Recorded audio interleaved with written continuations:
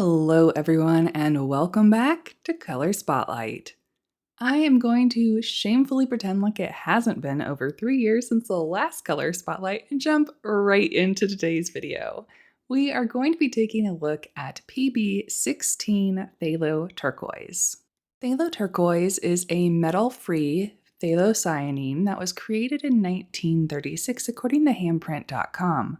It is a light, fast, transparent to semi-transparent blue that leans a bit closer to green than red. This is what I would consider to be a cool blue. As I've discussed in previous videos and classes, how each of us perceives blue in particular as either warm or cool can vary from person to person. I just wanted to clarify that in this video, I will be using the term cool blue to refer to any cyan or green-leaning blue. This pigment, much like the paralenes that we've looked at before in this series, have a large drying shift, losing value and saturation as they dry. When diluted though, phthalo colors have a beautiful luminosity that is difficult to achieve with other pigments. When I first entered the watercolor scene in 2015, single pigment PB16 was still pretty uncommon. More often than not, when coming across a color called phthalo turquoise, it was actually a convenience color made from two other phthalo pigments. The first set of swatch cards that we are going to look at are these two color mixes, along with the more common phthalo blue-green shade. PB15:3 is most often used as a cool blue in watercolor palettes. It leans more green than ultramarine and excels at mixing bright greens and dark blacks. Being on the west coast of the US, the first two phthalo turquoises that I came across were from Daniel Smith and M. Graham, both using PB15:3 plus one of the phthalo greens, either PG7 or PG36. They are particularly gorgeous colors on their own, and Daniel Smith's version was part of my very first palette. The other swatch here is from Core, which notably has much more PG7 in the mix and is a bit more of an outlier from the other convenience phthalo turquoises that I've come across. The next three swatches are greener leaning single pigment PB16s from Holbein, Roman Schmal, and Da Vinci. Holbein's version is called Marine Blue and is the closest to the phthalo turquoises in the previous row. All of these colors glaze very well, but I think that Roman Schmal's takes the cake for being the most luminous of the bunch. I arranged these swatches by hue, so the next color up is Daniel Smith's relatively new version of PB16 called Phthalo Blue Turquoise. This was honestly a bit of a disappointment. I don't know if I got a bad tube, but this color did not meet the quality that I'm used to seeing from Daniel Smith's more standard colors. It has a high binder ratio, didn't lay down smoothly, and was relatively weak at glazing. This one is a pass for me.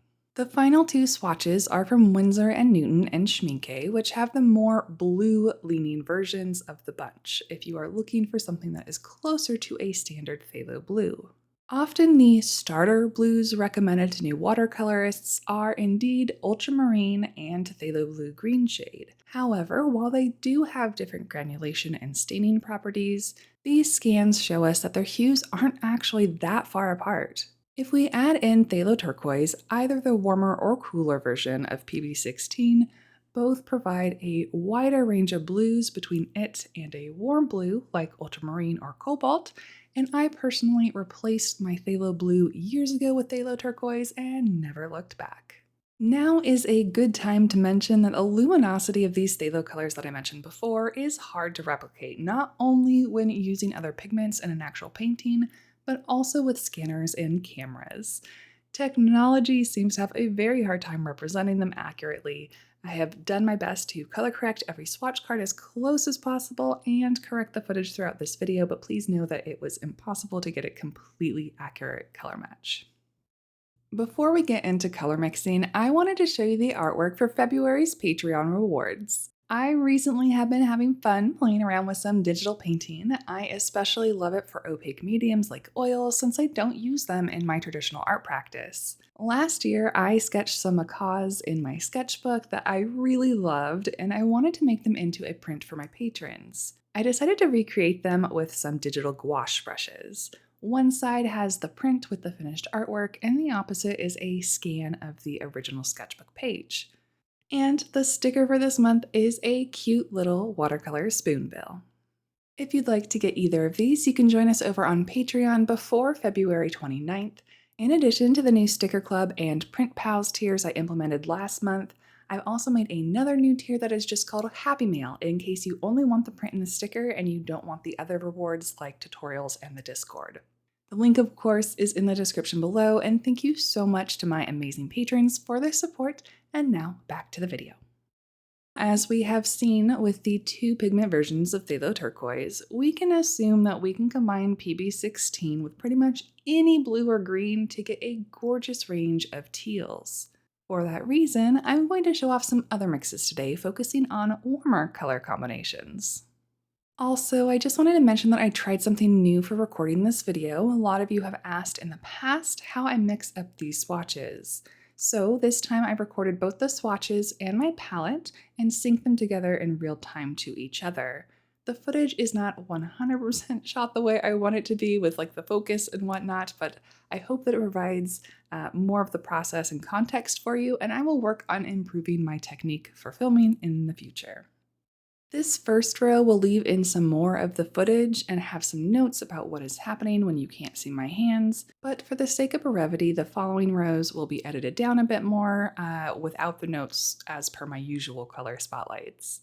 There are timestamps in this video if you want to navigate to the end of this section to see the scans or even to skip towards the demo painting if this type of segment isn't engaging for you. So first up, we have Lemon Yellow PY175. Mixing a cool yellow with this cool blue results in beautiful turquoises, bright middle greens, and intensely vivid lime or spring greens. If you want a similar hue that is a little bit softer on the eyes, I also really love this color paired with Nickel Tight Knit Yellow PY53.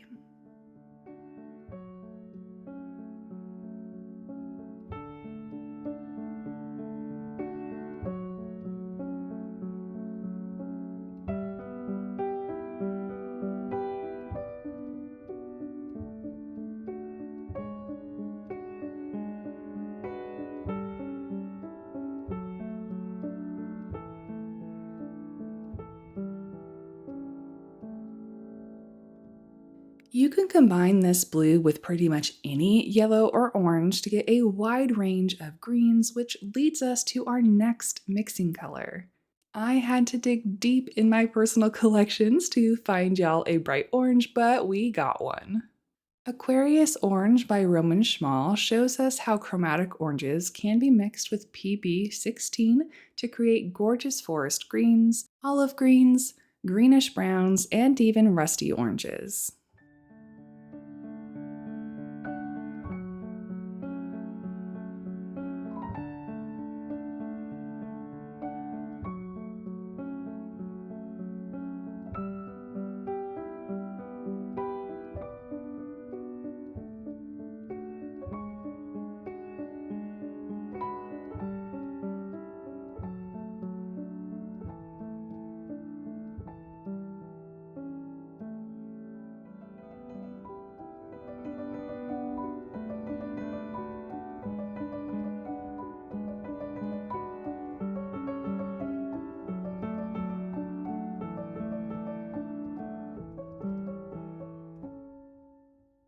The true opposite to perfectly neutralize Phthalo Turquoise would be a red-orange that sits between our last color and this next one.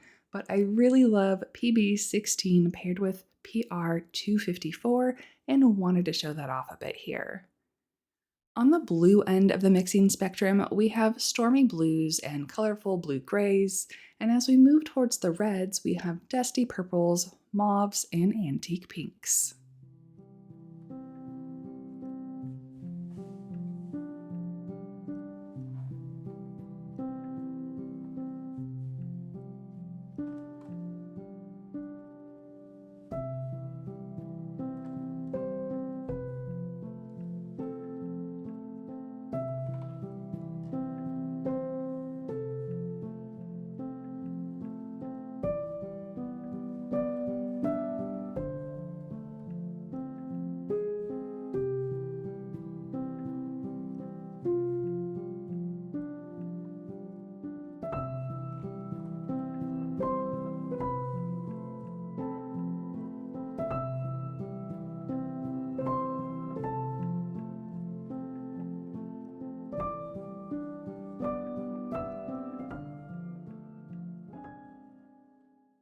If you want some brighter purples, we need to keep moving past our warm reds and onto the magentas or red violets.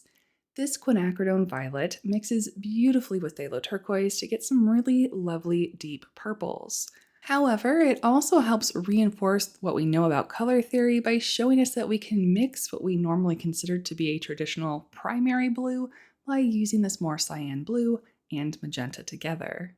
If you had an extremely limited budget or color palette and wanted to mix bright colors, I would definitely recommend PB16 and one of these magenta-like colors for your limited palette.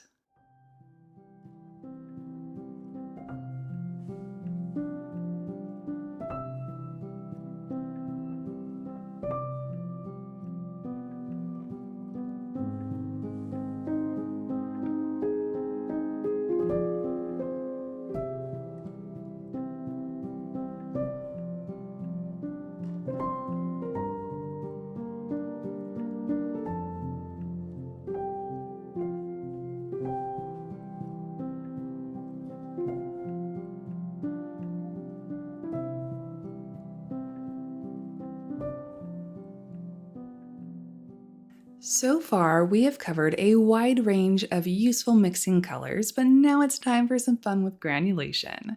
I adore phthalo turquoise mixed with violet iron oxide, dang near as much as I love my stormy blue that I mixed with Da Vinci for my Embrace Opacity palette using similar colors, Indanthrene blue and Indian red.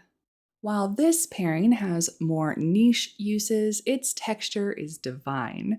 We have this heavy granulation of violet iron oxide that settles in as a muted purple, but the transparent and luminous phthalo turquoise almost glows in between those granulation particles in those washes. These tiny little swatches don't do this pairing justice, but I have a painting that I'll show you in a little bit towards the end of the video that better shows off the magic between these two colors.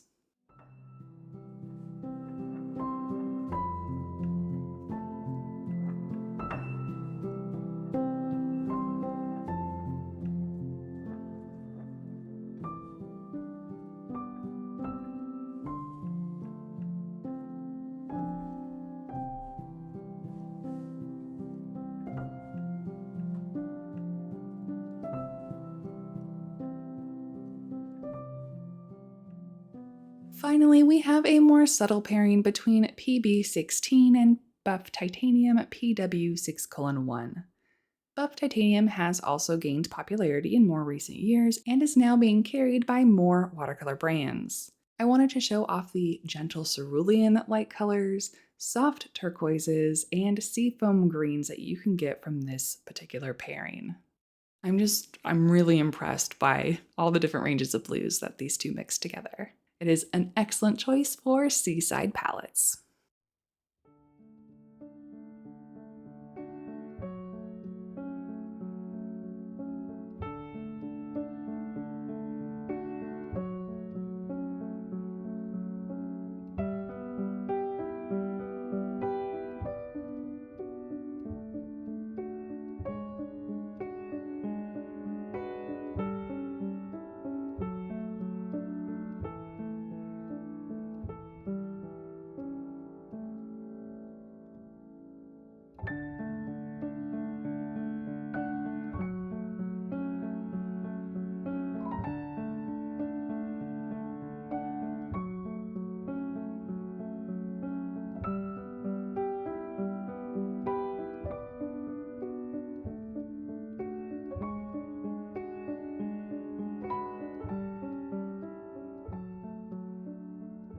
This swatch page is finished off with some of our usual color spotlight tests.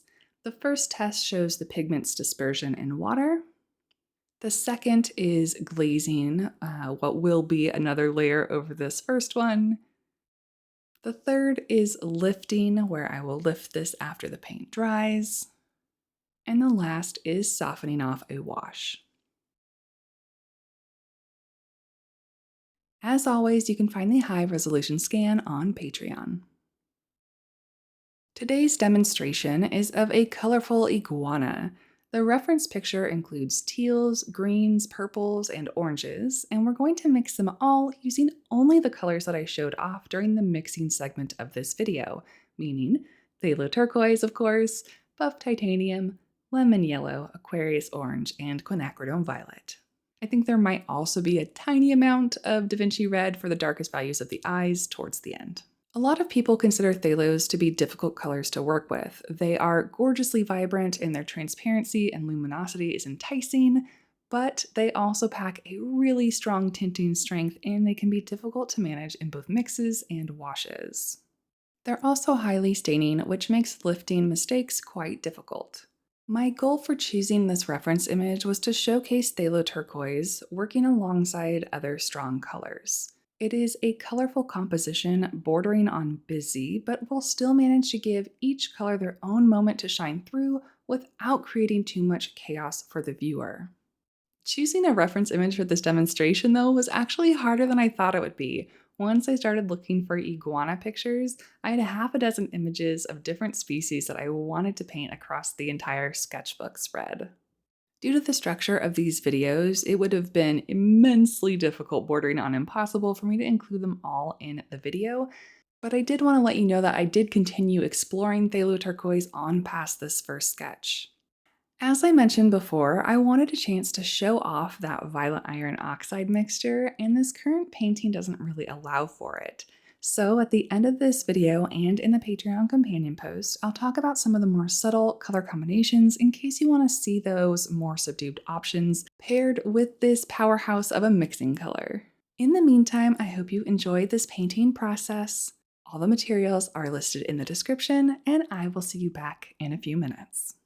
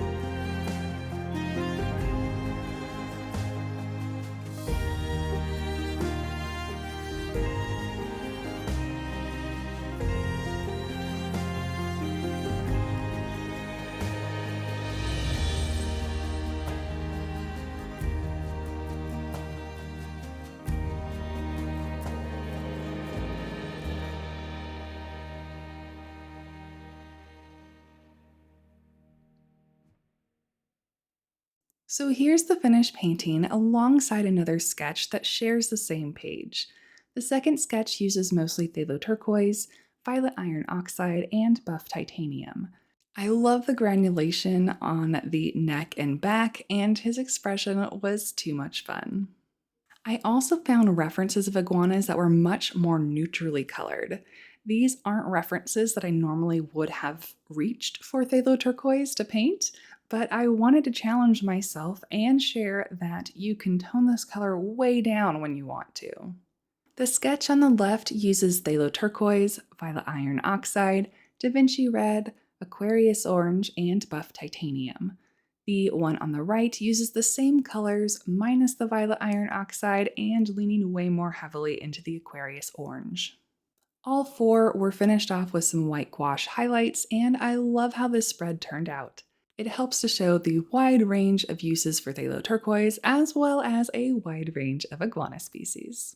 Thank you so much for waiting patiently for me to get back to this series, and I hope that it was worth the wait. If you're interested in seeing the write-up for this video as well as the high-resolution scans, or if you want to pick up those sticker and print that I showed off earlier, we would love to see you over on Patreon. Thank you again to my fantastic patrons for keeping me afloat, and I will see you all in the next video. Until then, happy painting!